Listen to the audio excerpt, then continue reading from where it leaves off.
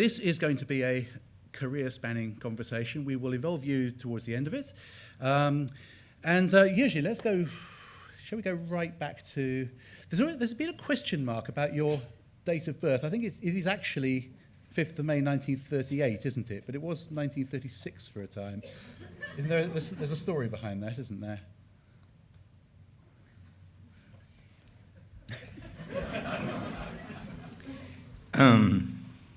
I never talk about it, I must say.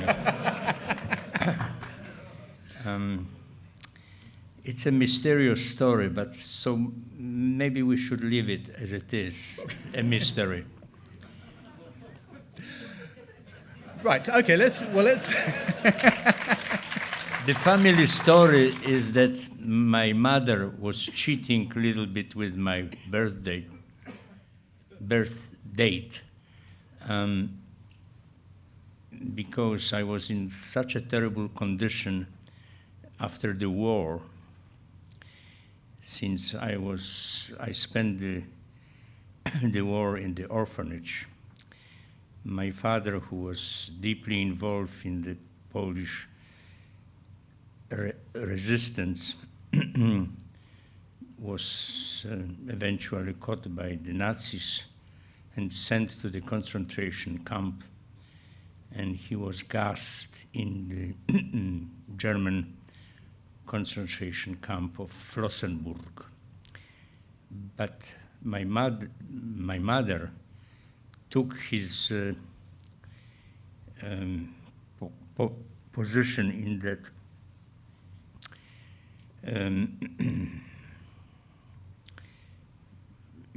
in what he was doing, and therefore I had to be sent into the orphanage. Nobody was there to take care about my children years. So the orphanage was, of course, in a terrible condition. There was no food, no.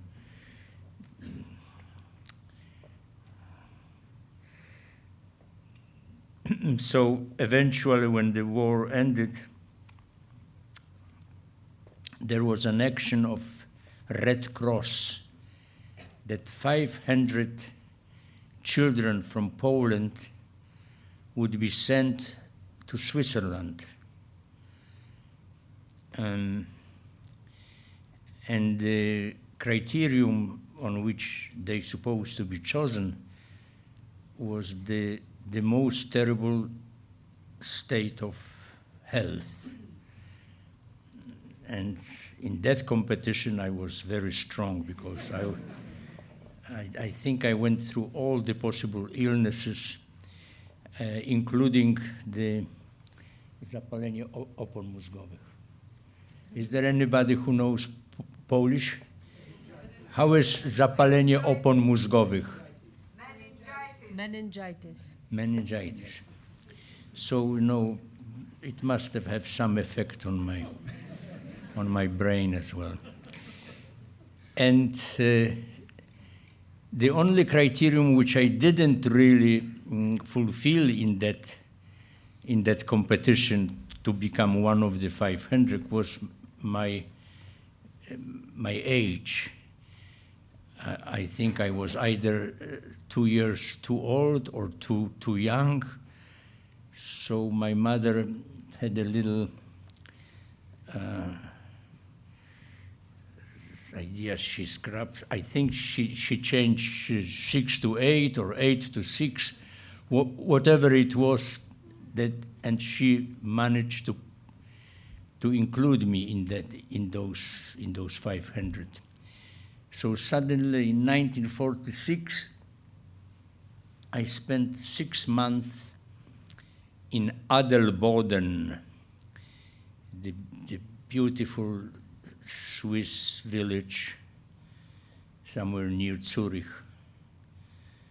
And for the first time in my life, I recognized the taste of chocolate, of many other things as well. So that's the story, and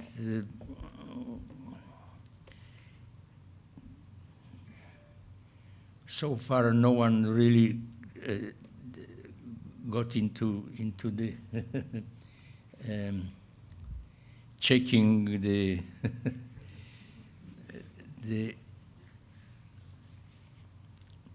the real date. So let's leave it as it is.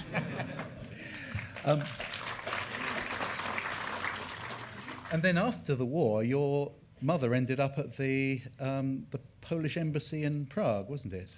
And then you went to a boarding school with some rather distinguished fellow pupils. Yes, since my mother was a figure of yes, she was a kind of activist, you know, not only in the resistance, but also in the Polish education. So she was running the secret school.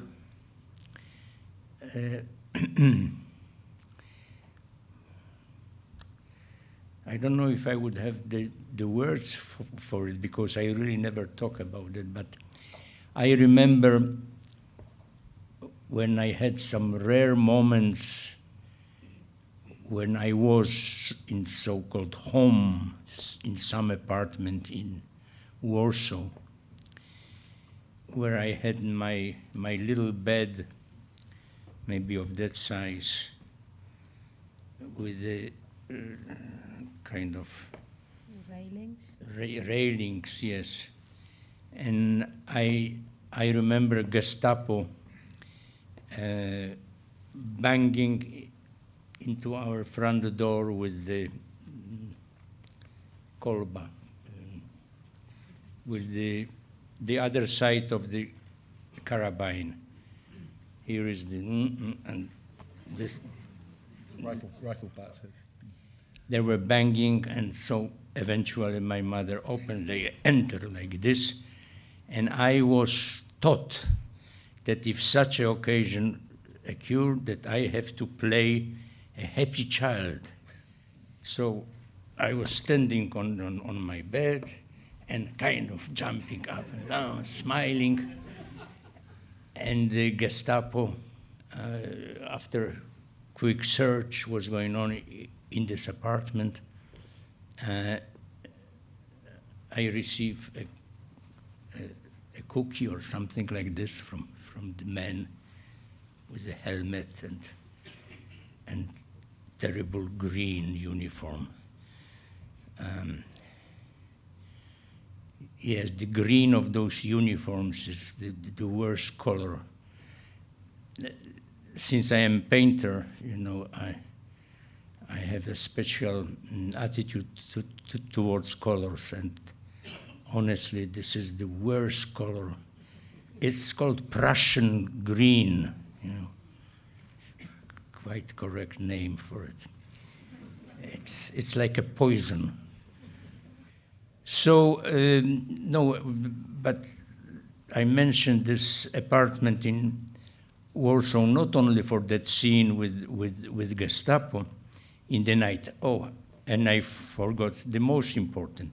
Under that bed was the printing machine, which my parents used to produce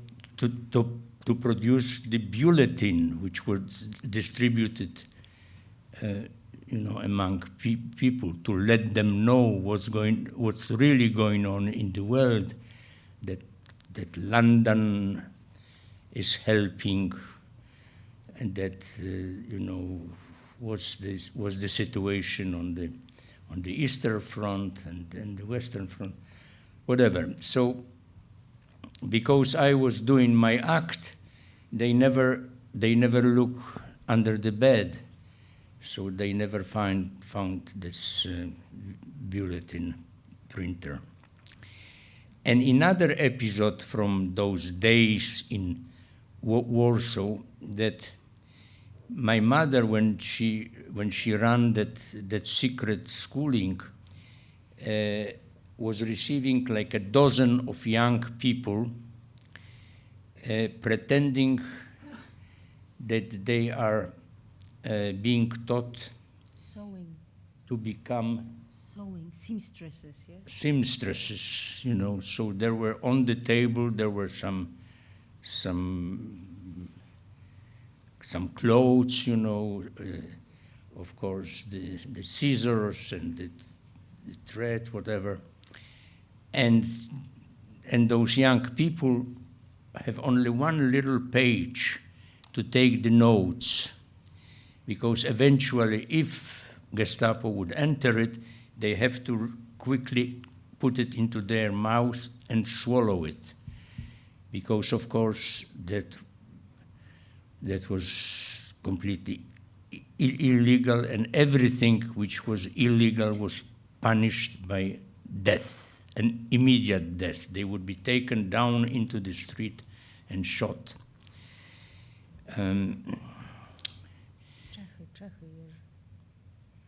Okay, so after the war, my mother was recognized as one of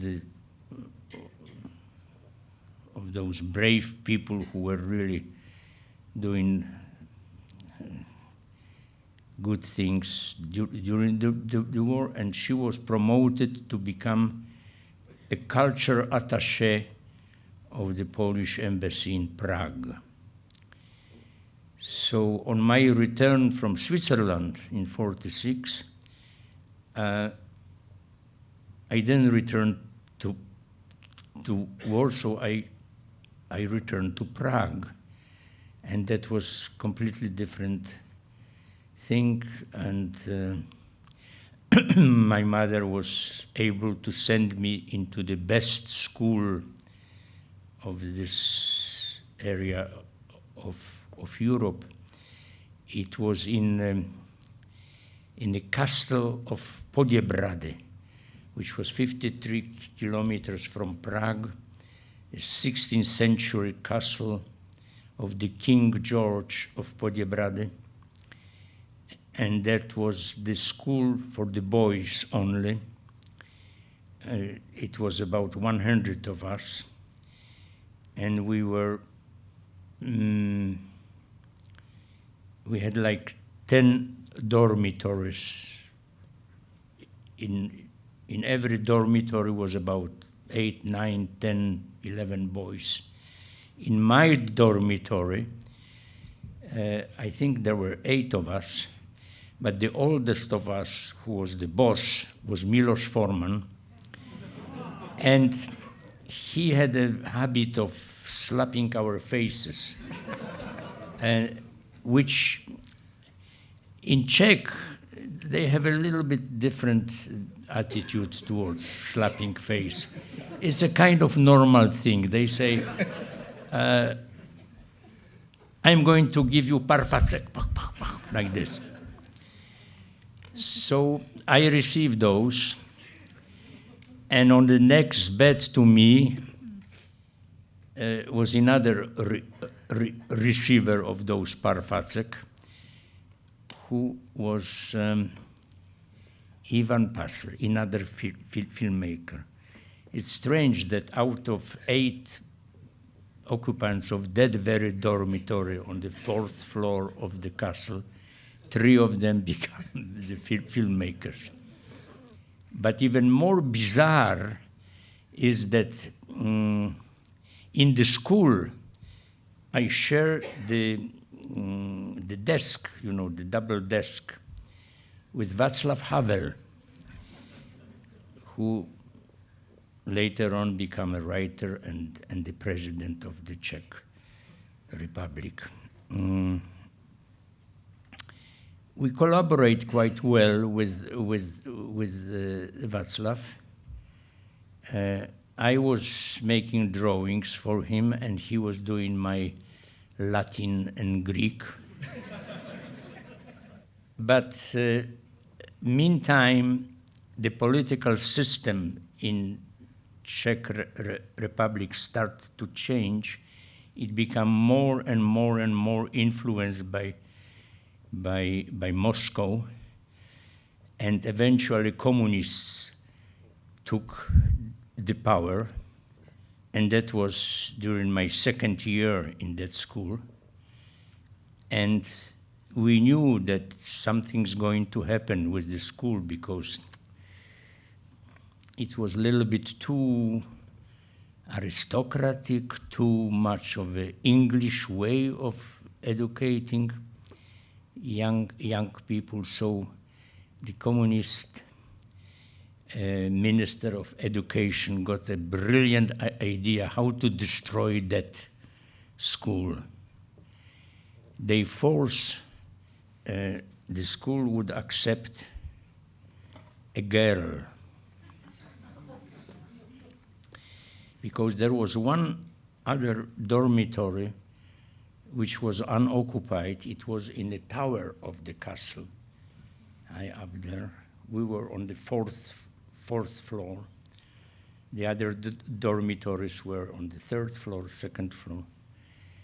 So they accepted the girl. I remember her name. I will remember it to my last days. Her name already sounded sexy, and she was billed to get all the boys in the school crazy, really, you know. She was, if you remember Jane Mansfield, so it was a 16-year-old copy of Jane Mansfield named Lily Stoklasova. So Lily got us crazy, and the film and the school wasn't same anymore.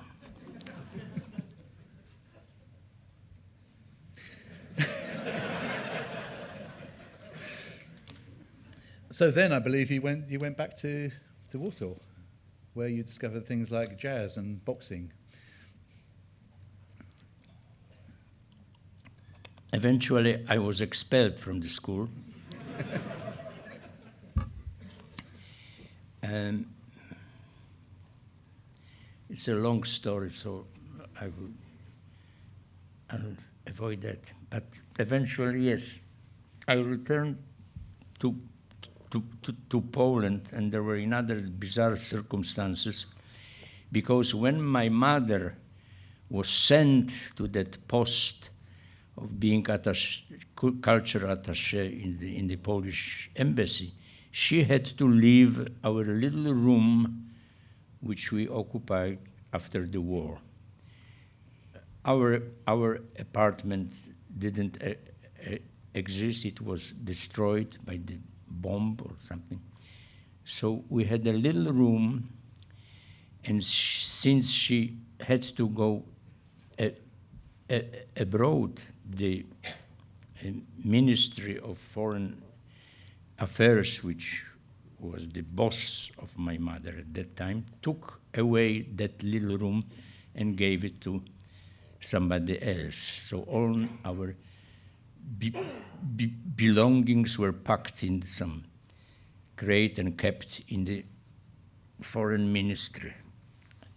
And on our return, we didn't have a place to live.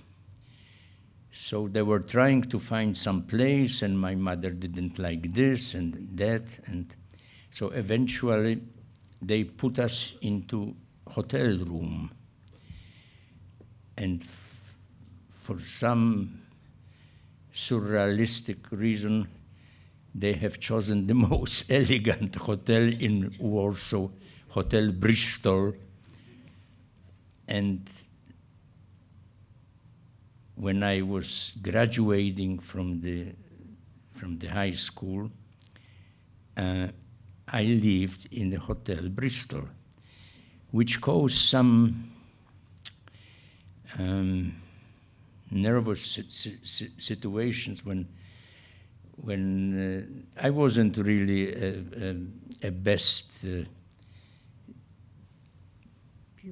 pupil, yes, and many times it was I was told, Skolimowski, you have to bring your mother to the school. And so I was saying, well, my mother is busy because she's actually teaching, whatever. But when it comes to the information, where do you live, Skolimowski? And I was saying Hotel Bristol, they thought that I am making a bad joke, you know. And so I was punished even for that, you know, and for many other reasons as well. And that was the time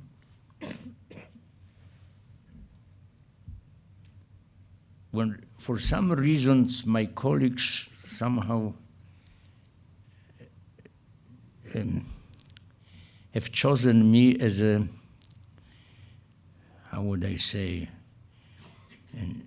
not as an enemy, no, but somebody who is a little bit off, or, you know, out of the group. And I got beaten many times. So in order to defend myself, I became a member of the boxing club, and I start to really train boxing. And I've done it for several months, and I start to have real fights. Of course, amateur fights, you know, that far from the what you see on the television screen. It was amateur fights, but still it was 3 rounds, 3 minutes each of them. I was fighting in the weight which was called welter, which is 67 kilograms. So with my height of 5 feet 10 inches, I was rather tall. I had long arms, so I kept my opponents in the distance, you know, jab, jab, jab. And I had all together over 10 regular fights. I lost nearly half of them, but still, you know, I had some success and also some skills. So no longer I was an object to beat, because I learned how to fight back. And I found it quite useful in life later on, not by attacking somebody, but by one thing. You know, when you are in the boxing ring, you're facing your opponent, and you know that any second, you know, the punch will be coming your way. And when you see that punch approaching your face, you don't close your eyes. Because if you close your eyes, then you're gone, because then you don't know what is happening in the next second. And in the next second may be coming the real blow which would knock you out. So you cannot close your eyes. You have to face the worst with the open eyes to be able to go, you know, sideways, or, you know, or somehow defend yourself. And that was very useful. So physically and metaphorically, I don't close my eyes when the danger is coming. It was very useful when, for example, I was running with my car with a high speed, and suddenly I faced the Bundeswehr tank, you know, blocking the whole way. And there was no escape, because it was on the narrow, curvy mountain road. And there was, on one side, it was przepaść. Precipice. a Precipice. recipe, and on the other side was a wall. So I couldn't do anything except, braking and złamać kierownicę. Break the wheel. And breaking my steering wheel. The impact was so strong that my wedding ring was taken off and it was found under the gąsienica. I don't know. How is gąsienica czołgu?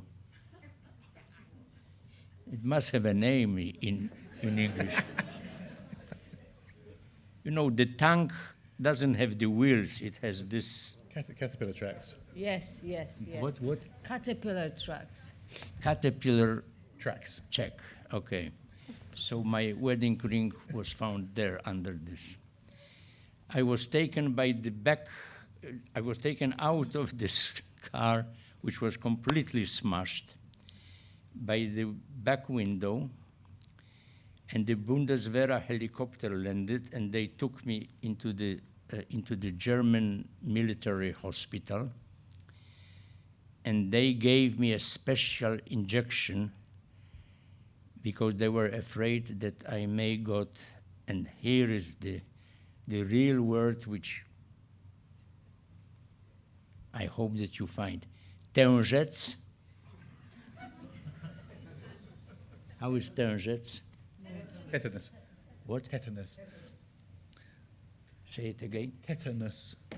Yes. So they gave me such a injection, and my neck got swollen like this.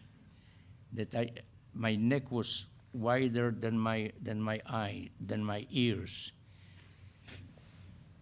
But why am I telling you all this?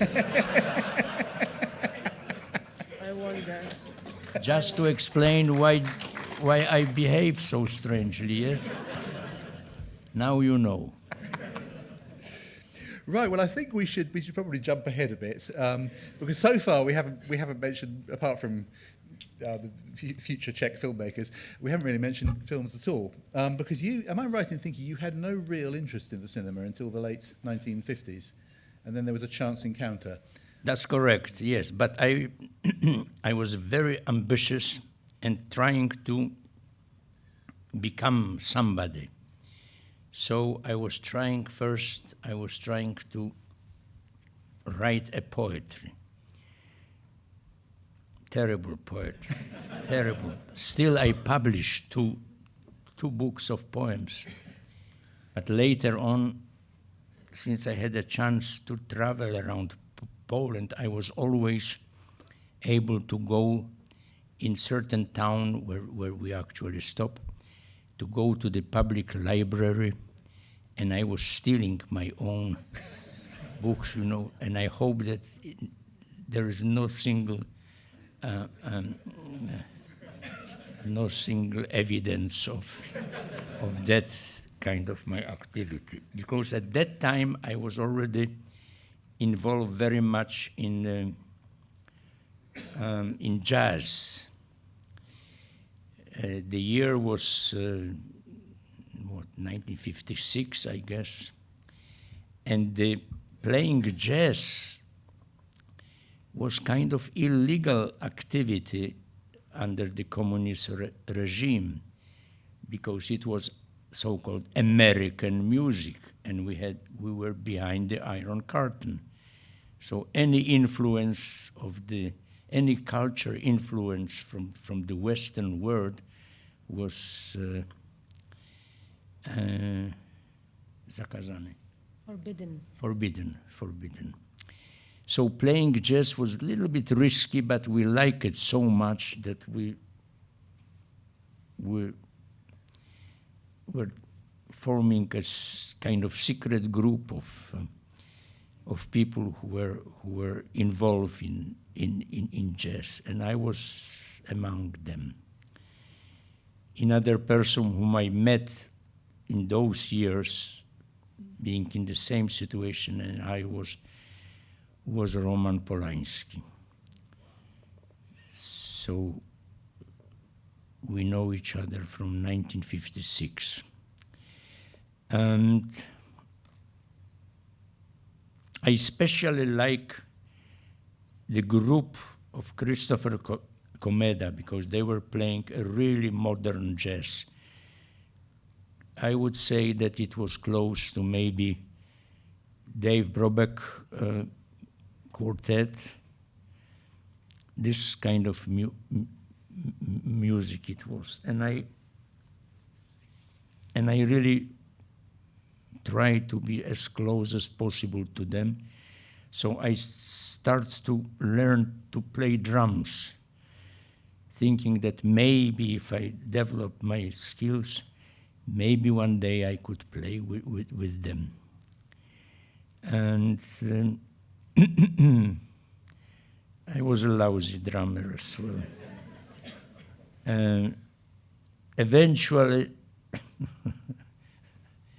in the silly circumstances where we were playing in the medical club in Warsaw on Oczki Street. The drummer had some stomach pain and was signaling me, and I was on outside of the stage, but looking, you know, at them. He was signaling that I should replace him at least for a moment so he would be able to go to the toilet. So we made this quick exchange, and for the first time in my life, I had the, how you call it, pałeczki? Sticks? Sticks, yes. So I was able to do some tremolando, you know, but I couldn't keep the rhythm. So the boss of the group were coming in front of me and tupać. Stump. And stamped, you know, in the rhythm to help me. But eventually the drummer returned from the toilet and I was relieved from my attempt to become a drummer. So, as you see, I was trying to be a poet, I was trying to be a drummer, I was trying to be a boxer, but all those things were not terribly successful. So I start to look around what's left then for me. And I found film. And thank God film somehow embraced me. And here I am now.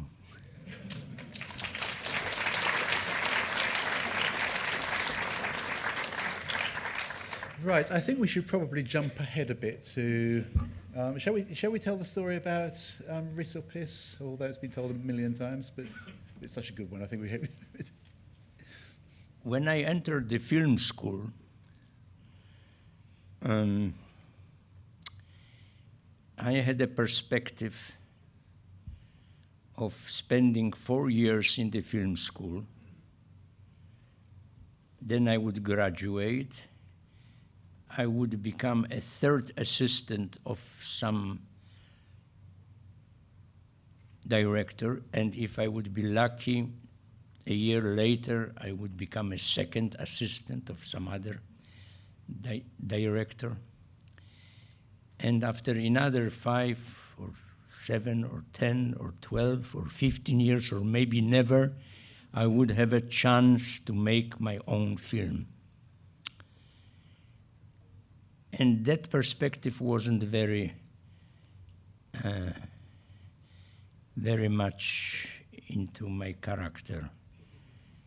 So I thought, how can I avoid spending such a long time? Because of course I wanted to make a film, but the way into for the opportunity to do that was too long. I couldn't wait 15 or maybe even longer years eventually to make film. So I thought, okay, let me see. On the first year,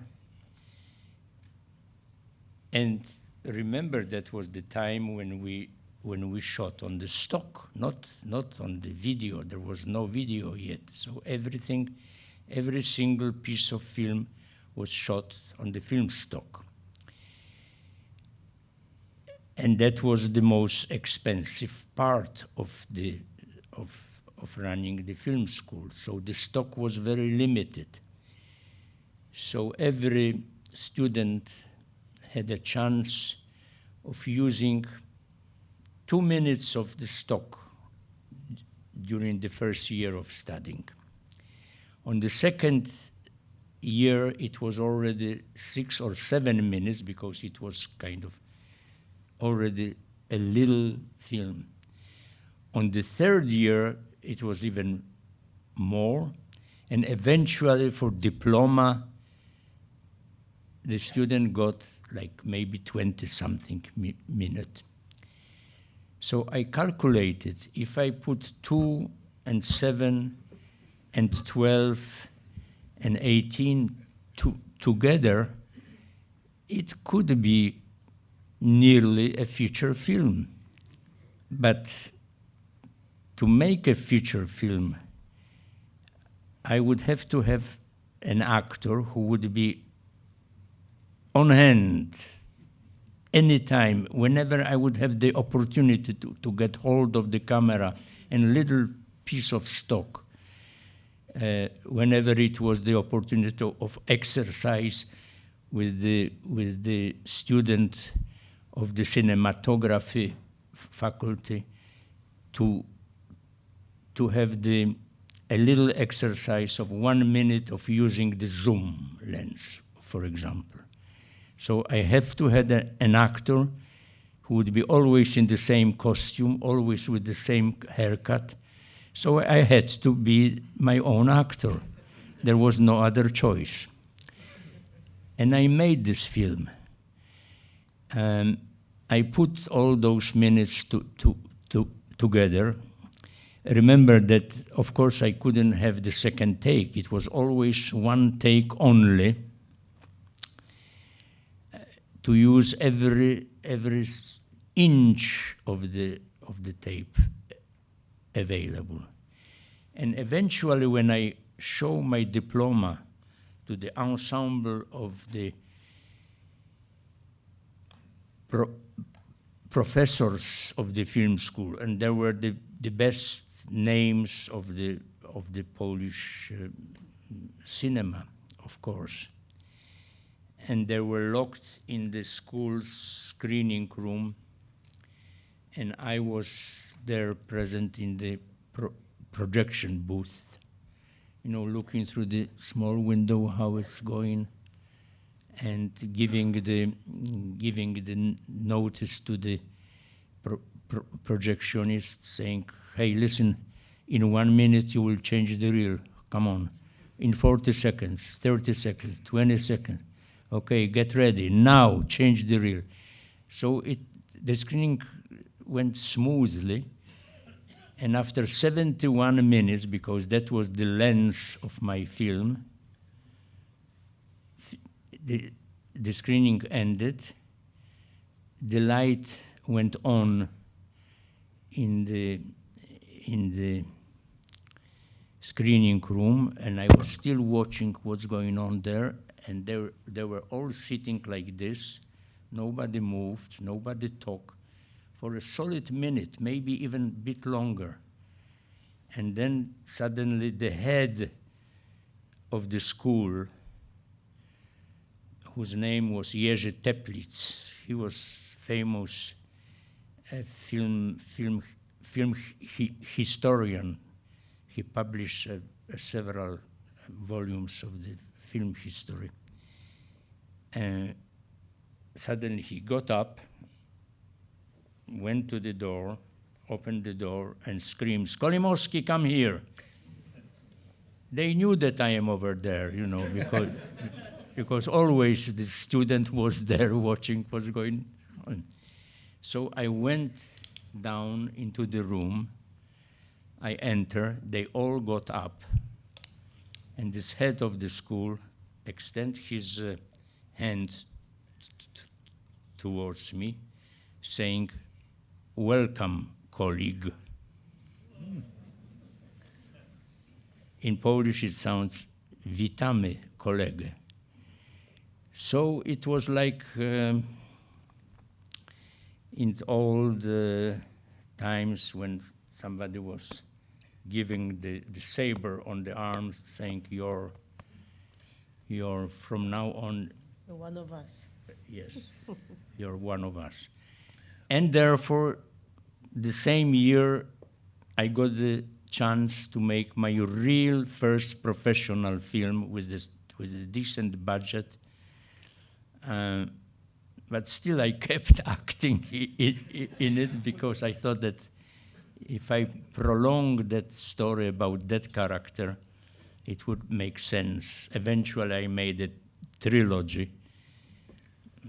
Shall we? Because we actually have a clip from Walkover. Oh, you have a clip? Yes, which is it's just 29 shots, isn't it? Because I know you do very, very, very long takes. And what I've picked is a clip that actually features one continuous shot, and I like this one because everything, the mood changes partway through, including the lighting. It's a really, really technically impressive piece of work, and of course, Jerzy is very much centre stage. So can we have the clip from Walkover, please? No to do widzenia, panie Rogala. Do jutra. Jeszcze nie zwariowałem. Załatwi mnie pierwszym ciosem. O 10 mam pociąg, zaraz jadę. Tu już nikogo nie ma, wszyscy wyszli. To pogaś tam światła, Wielgosz.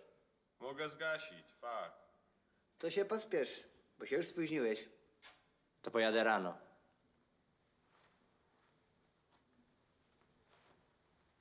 Nie zwariowałem, żeby dać się zabić. Pan sobie gdzie indziej szuka frajerów, panie Rogala. To nie ja cię szukam. Jak jest gdzieś pierwszy krok, to i ty jesteś. I się spotykamy. Musimy się już przestać spotykać.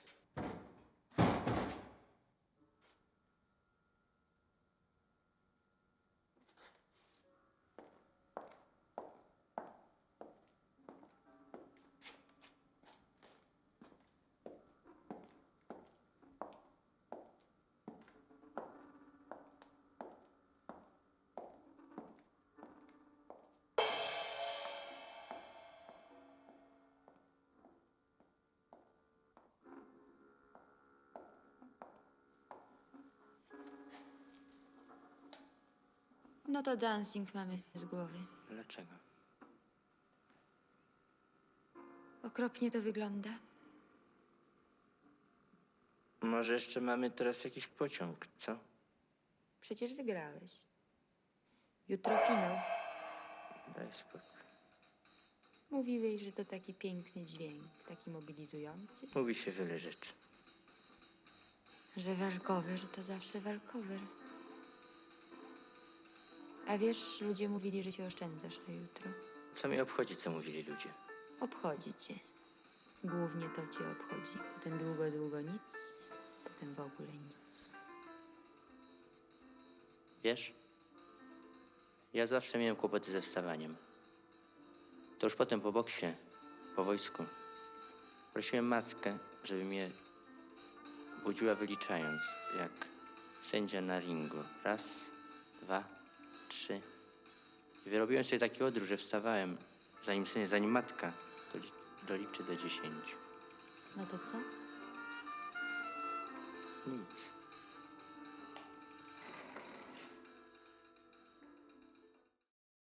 Shall we jump ahead? Because you then made Barrier, which is absolutely extraordinary film that we're showing next week. And then Hands Up. Well, there was Le Départ, your French New Wave, or Belgian. But then you got into trouble with Hands Up, which sort of closed the first phase of your career. Well, the Hands Up was the third part of that trilogy I mentioned to you. The same character several years later as a student of medical university unfortunately, I got into politics because at that time, actually, everybody was involved. You know, the communist era didn't really stopped with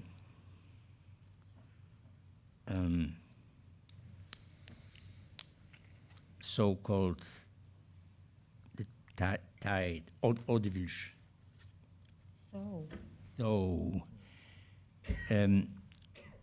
it was a gradual process of letting a little bit more of freedom,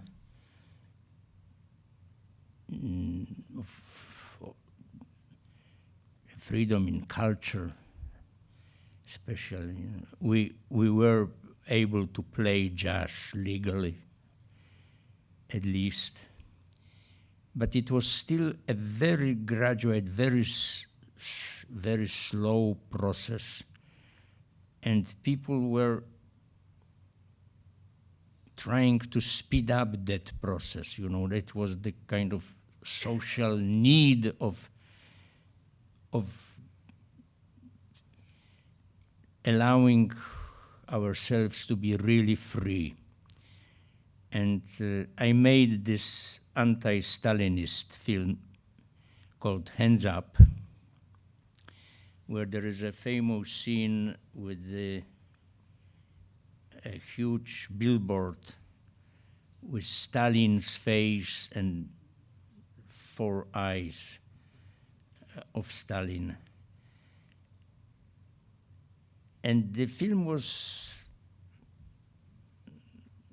quite avant-garde for the time and rather good. And I remember that Mr. Renzi, who was the head of the Venice Film Festival, came to Poland to have to choose the film, the Polish film, for the festival, and he had chosen Hands Up. And I thought that, okay, here I am doing something really important. I am almost proclaiming a manifesto of the Polish society of that time, that we would like to cut ourselves from the Russian influence that those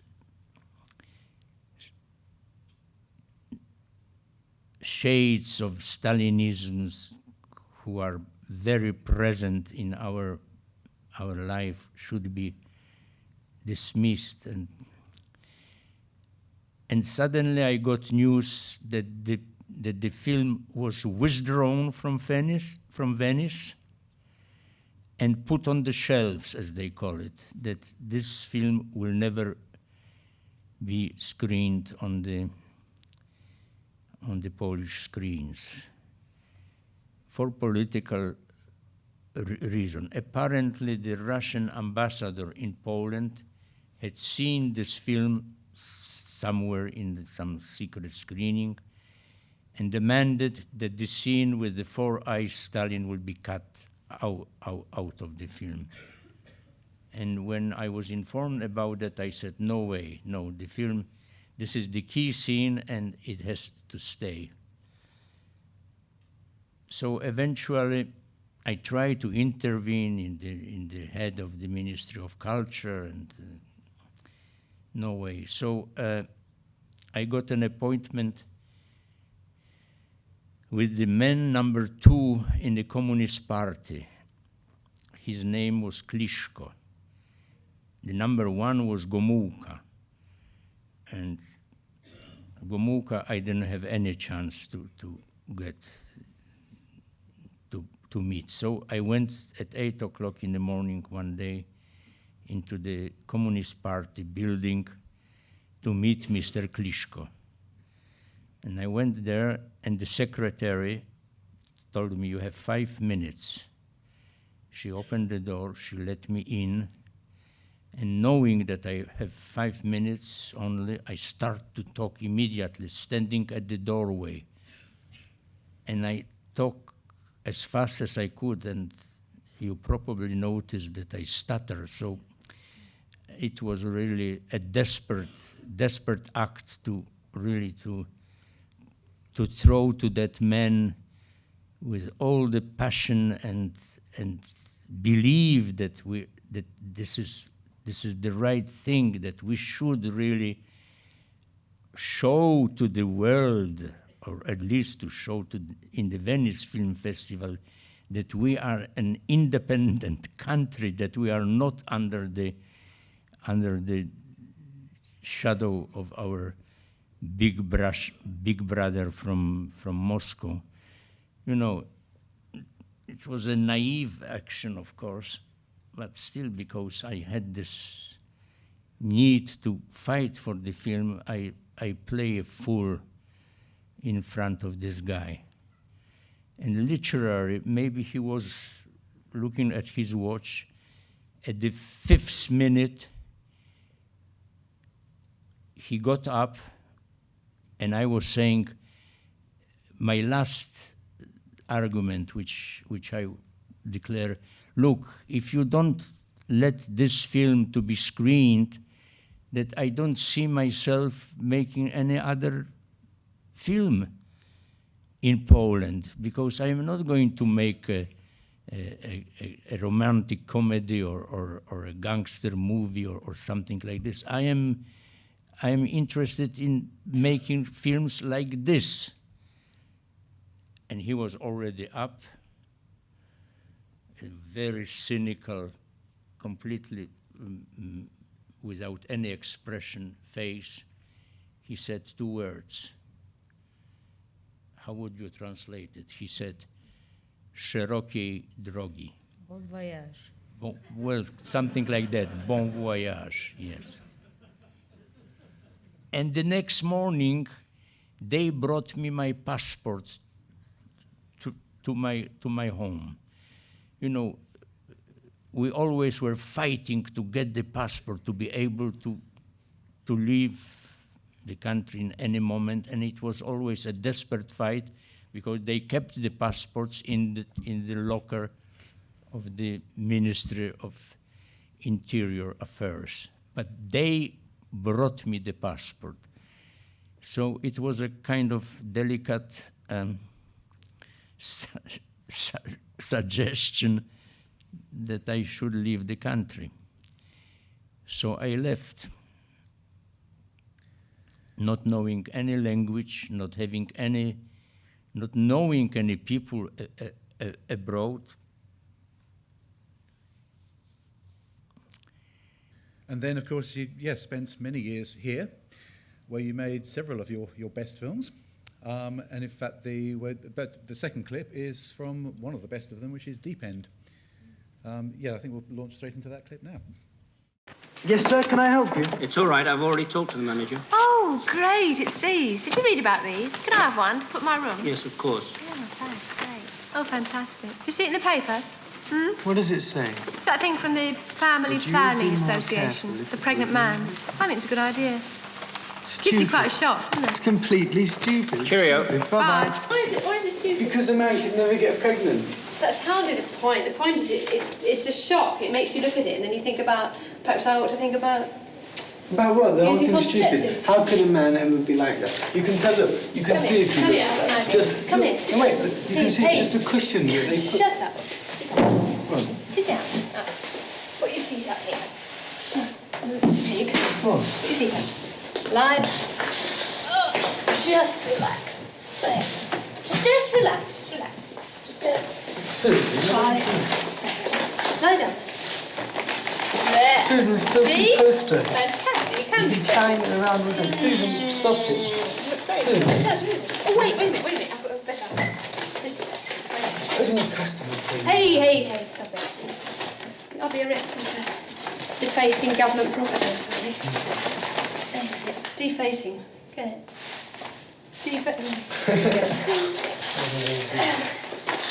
Lie down. Oh, that's fantastic. That's Really great. good? Yeah, it's really good. It's very good. Yeah, sit down. Okay. You feel like kicking? What? The baby, Oh. silly. It's very good. Stand up. Stand here. Would you be more careful if it was you that got pregnant? What? Would you be more careful if it was you that got pregnant?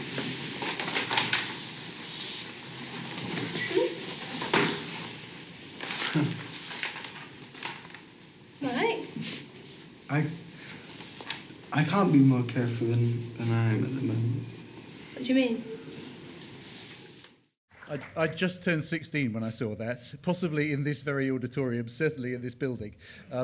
Traumatised me for life, clearly. Although I went on to marry a slightly older redhead called Jane, which I only realised the other day, which is curious. Anyway, yes.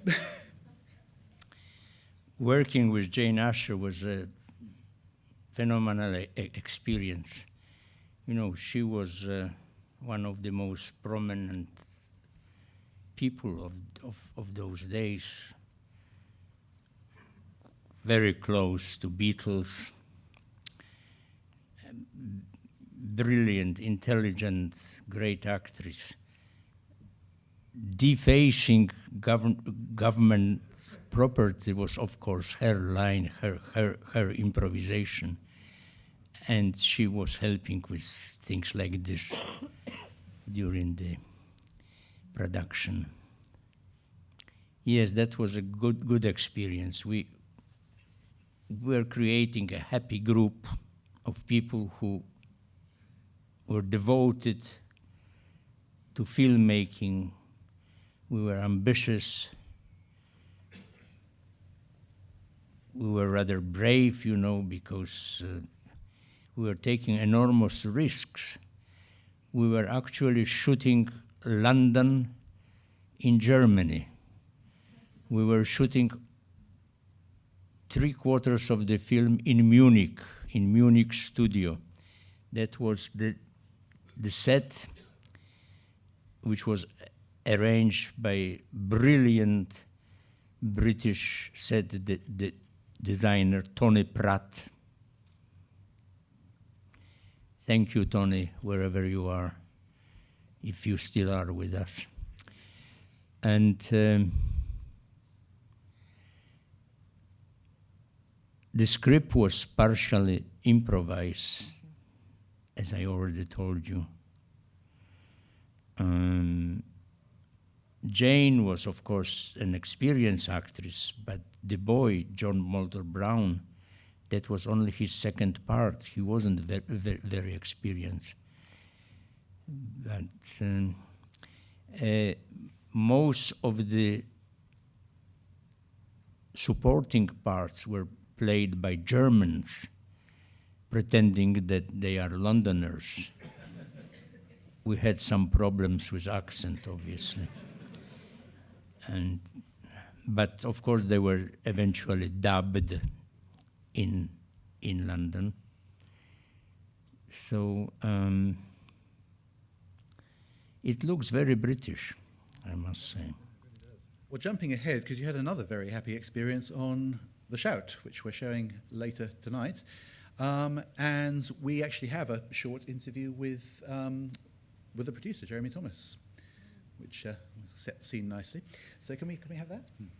The Shout was an incredible short story by Robert Graves, which my friend Michael Austin had made into a script. And when I returned from Australia from doing Mad Dog, I had this wonderful script, and I wanted to think about how I could make it unusual.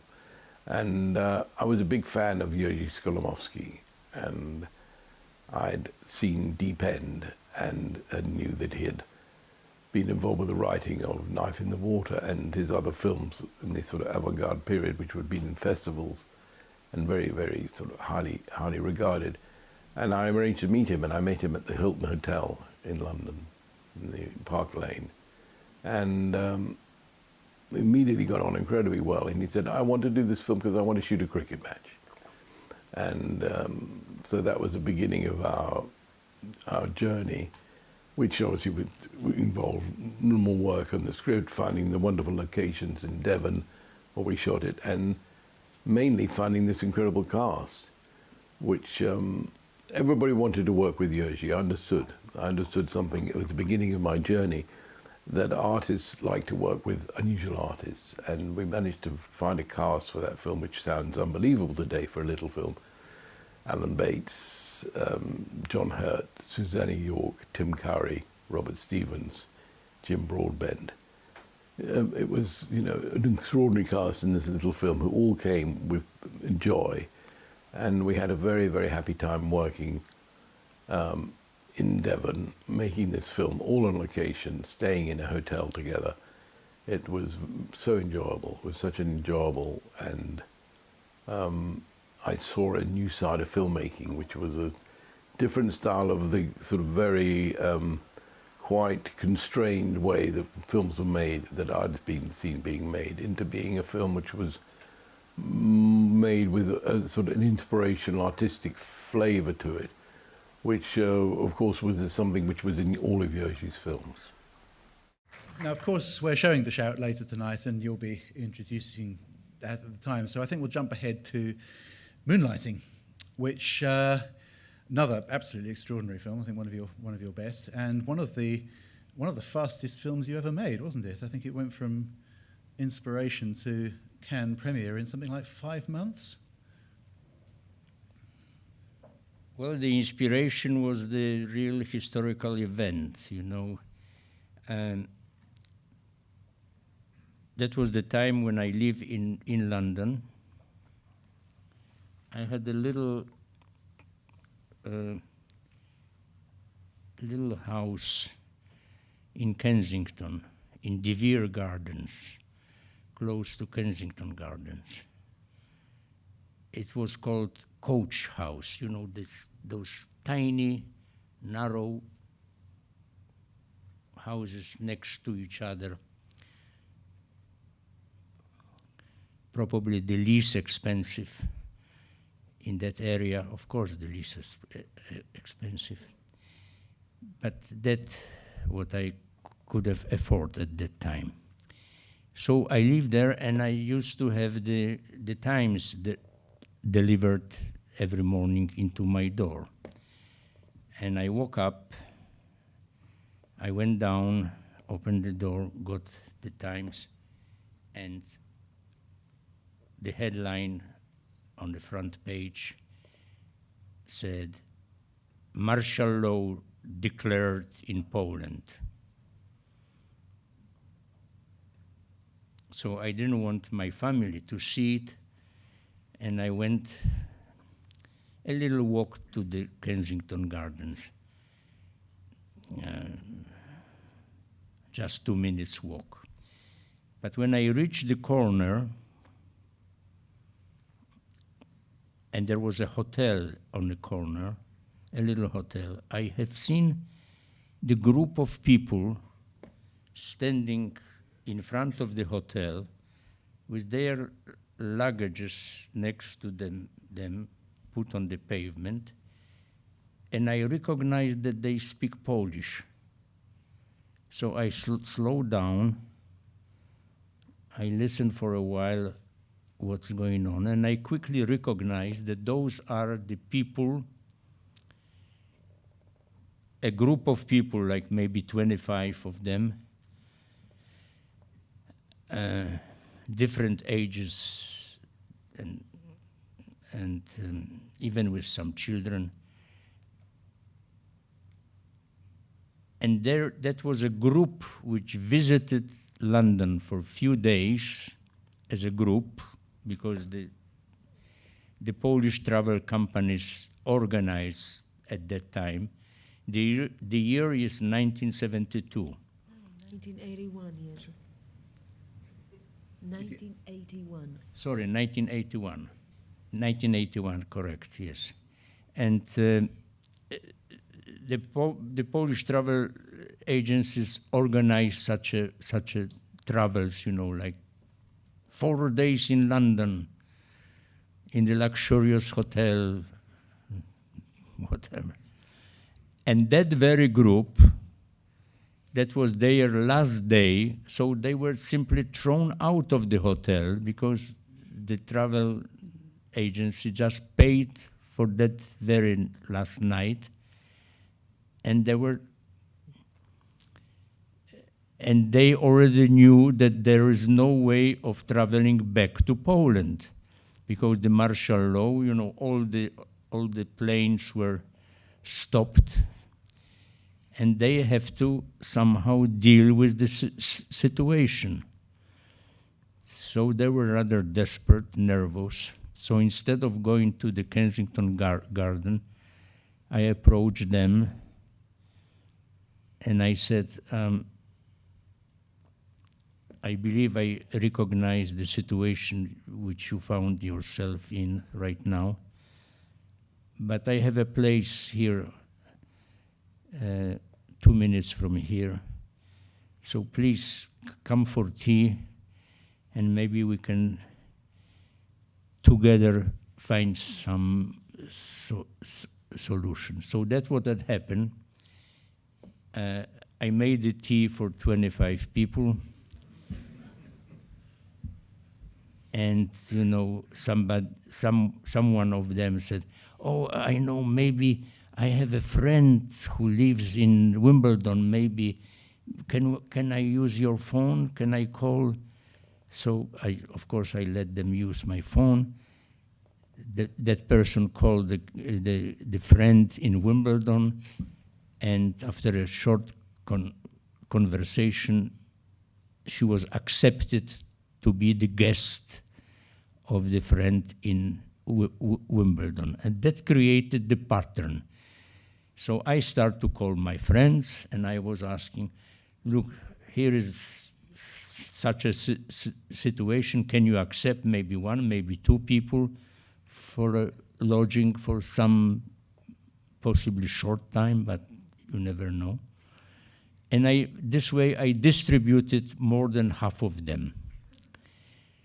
And then I ran out of my friends. So I opened the telephone directory of London.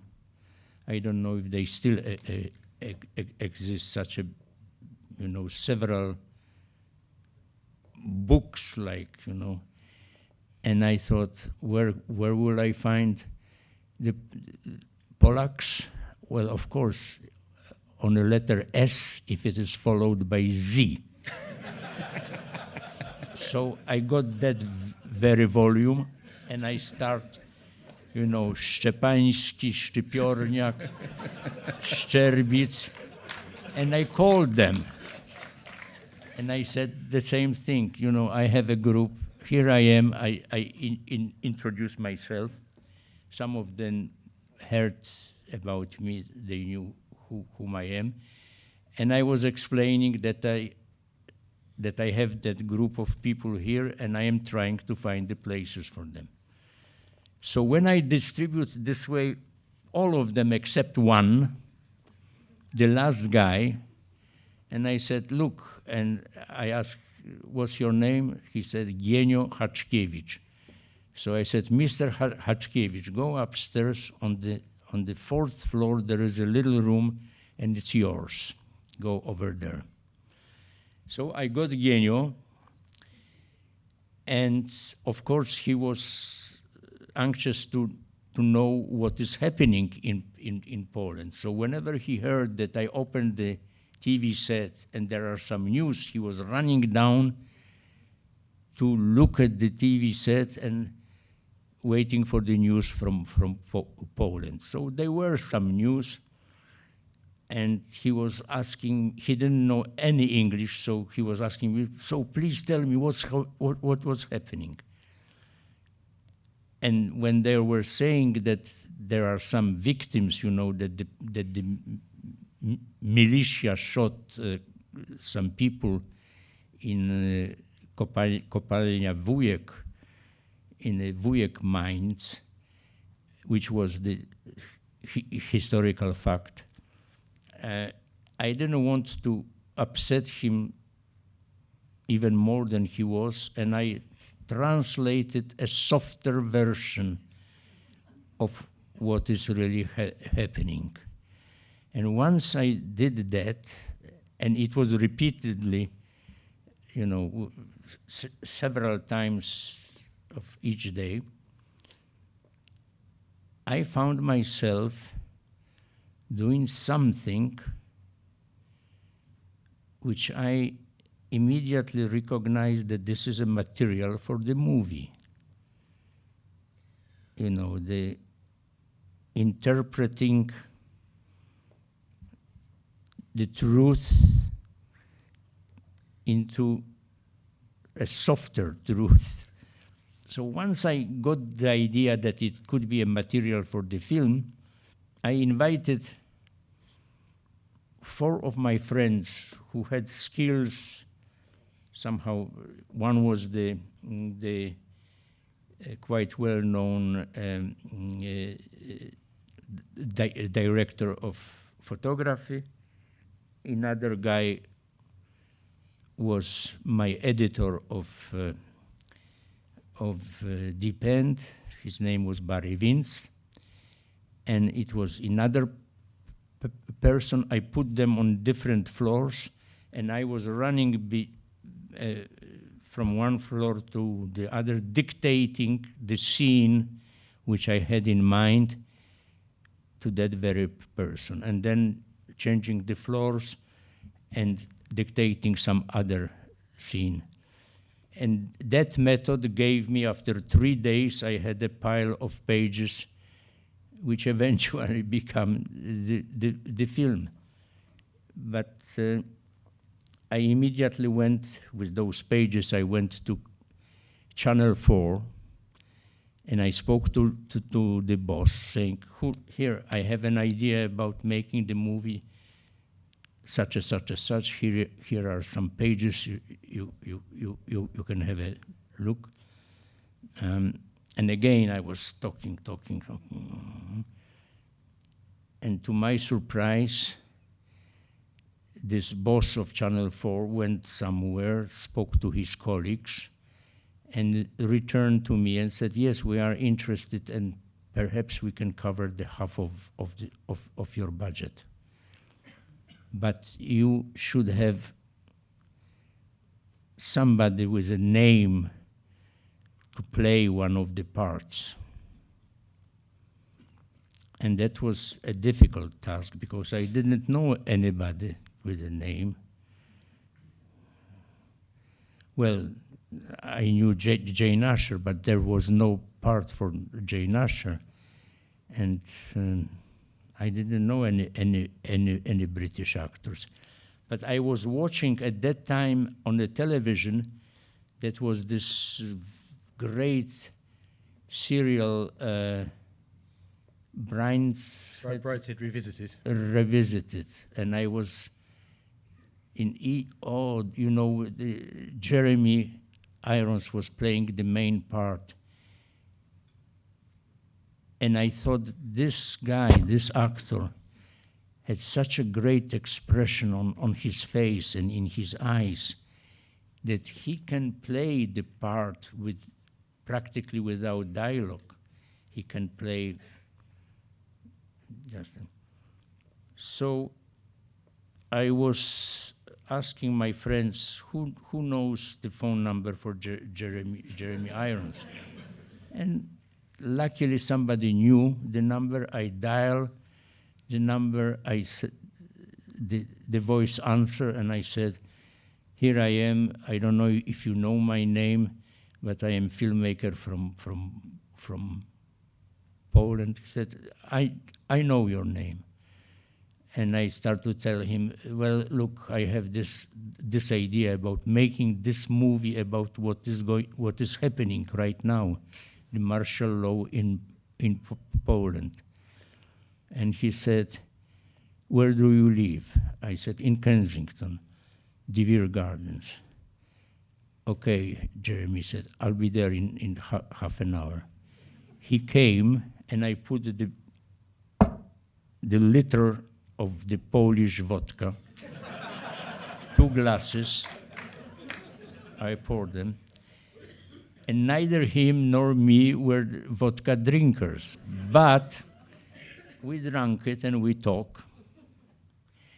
And after an hour, Jeremy called his agent and said, look, don't scream, but I would like to make this little movie here with Skolimowski.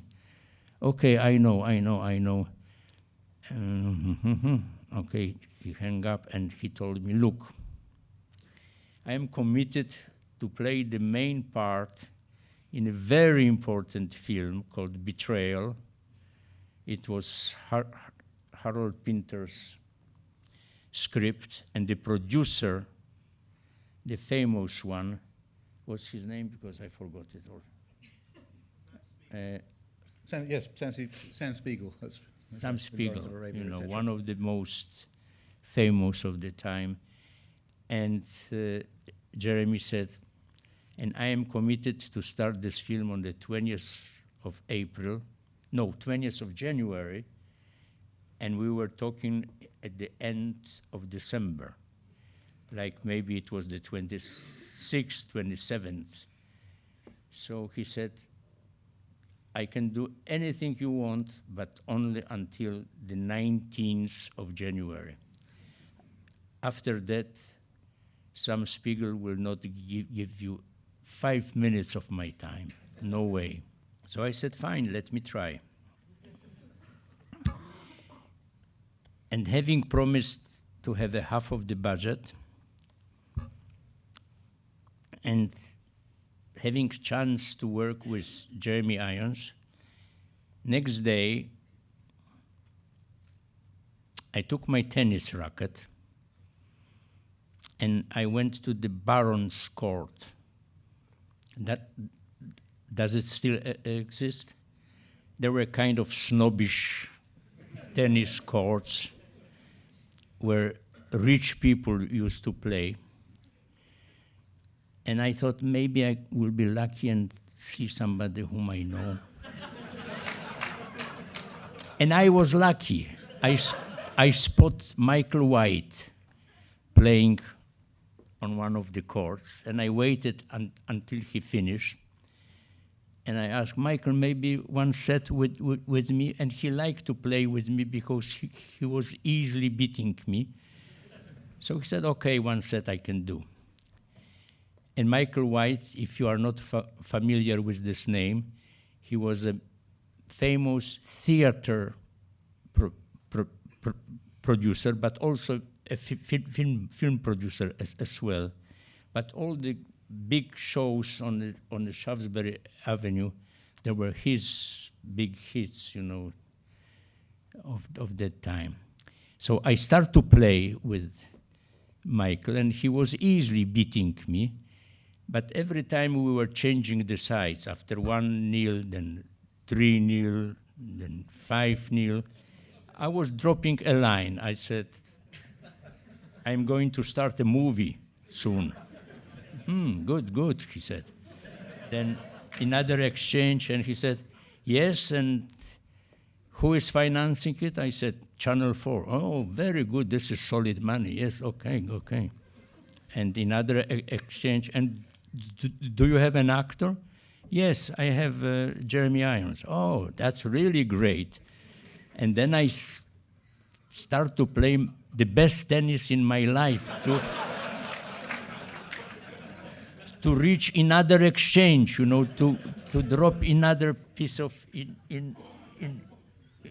information. So I got into 5-3, and we were changing the sides. And where we were passing, and I thought, what can I say? Suddenly he took the voice and said, hey, let's stop playing this silly game and let's talk business. So we went into the cafe, and he said, well, he asked me several questions, and half an hour later, he signed the check for £500,000. So I had the budget, and I had Jeremy for 19 days, including all Saturdays and Sundays, non-stop, from the 1st of January until the 19th of January, which made this film, of which you are going to see a little piece now. I'm not afraid. I'm quite calm. The thing is, I've not had a clear thought in my head since yesterday.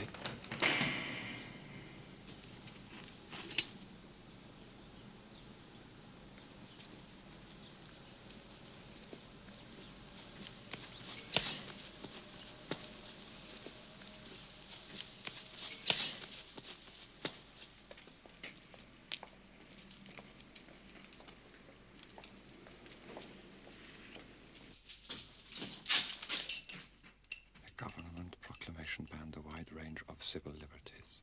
A 10 p.m. to 6 a.m. curfew was introduced. Polish soldiers patrolled the streets of Warsaw in battle gear. Telephone and telex lines with the outside world were all cut yesterday.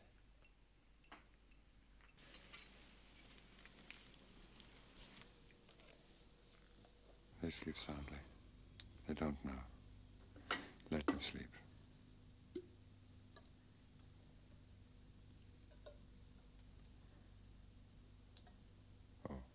Two for Banaszak.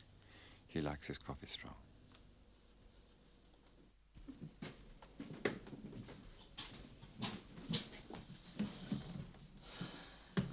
Łuka.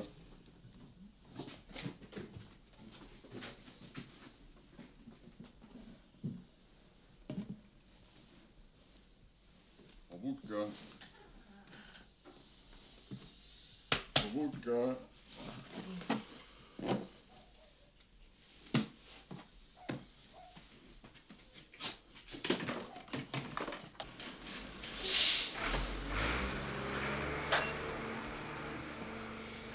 I say, have you seen the news in the paper? Please go in. It must be extremely upsetting to you what's happening in Poland. Yes, it is very upsetting. Yes, go in. Look at it. I can't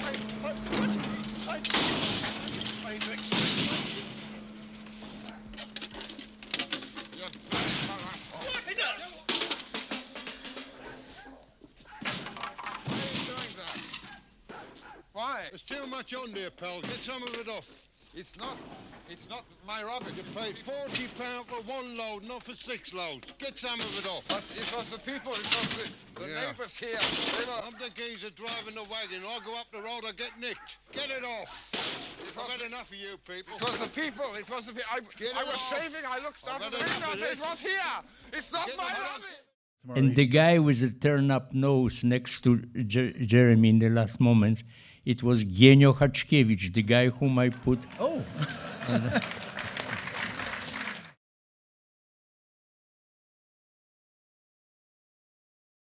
I am not surprised by your question, but I would like to point out that we are here to talk about my work as a director mostly, not as a scriptwriter. But of course, no, we have written the script for Roman. It was a trio, Roman, myself, and Eva. We were working in the spring of last year, and the film was shot in the summer of last year, and it's now practically ready, and hopefully will be released this year. Let's hope that it will be soon. So you will have all the answers when you see this film. It's a huge irony about people, about society, about privileges. It's nearly satire. It's quite funny, but not ha ha ha funny, but you know, discreet, intelligent, black humor is present there.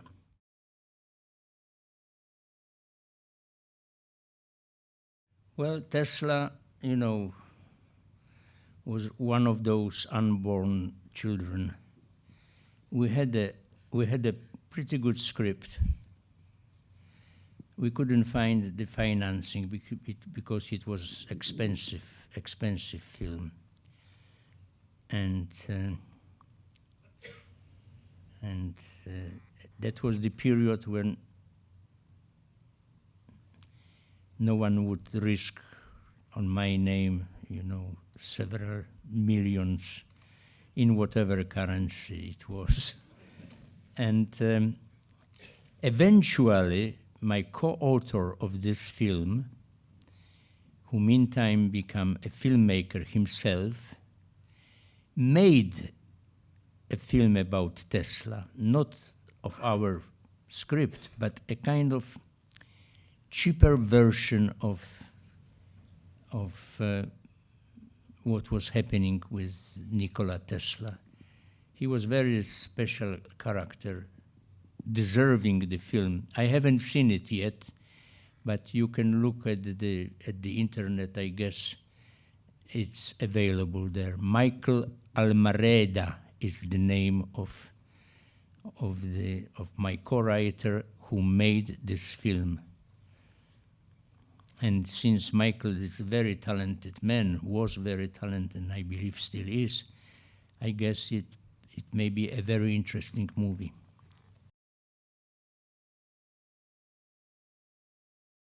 I didn't have a choice, you know, since I said that I am not going to make romantic comedies in Poland, that I am only interested in making films which are really engaged in serious matters, and I was not allowed to do that. I have to try to find some other way for living, for making movies, and I took that risk, and believe me, it wasn't easy. It was just the opposite. It was very, very, very difficult to decide to go into totally unknown future. And I start having a kind of gypsy life, moving from one country to the other, returning to England a couple of times, and it was very, very difficult to get some project on the floor. Not always I was so lucky, like with Moonlighting, you know. That was miracle what had happened with Channel 4 and Michael White. It doesn't happen every day with every project. I had several projects which I couldn't make. Tesla was one of them. It was a constant fight, you know, to make living. I had a family. I had two young sons, and that was very, very difficult period of life. And with that answer, you have completely justified the title of the retrospective, Outsiders and Exile, so it's a really perfect thing to end on. Thank you so much, Jerzy Skolimowski, for being here, for all the wonderful films that we'll be showing over the next month or so. And thank you, Eva, for being actually very, very useful indeed, it turned out. And thank you all for coming.